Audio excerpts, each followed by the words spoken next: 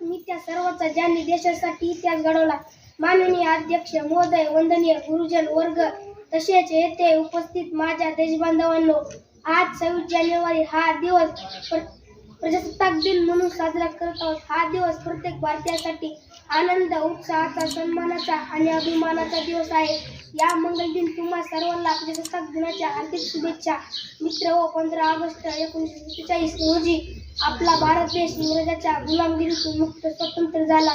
पण स्वतंत्र मिळाल्यानंतर देशाला खरी गरज संविधानाची होती.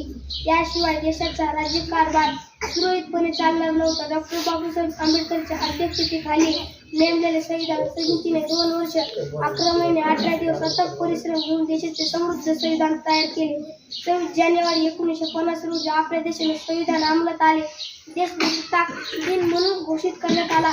आपला भारत देश स्वतंत्र व प्रजासत्ताक करण्यासाठी अनेक क्रांतिकारकांनी आपल्या जीवनाची पर्वा न करता आपला भारत देश स्वतंत्र केला.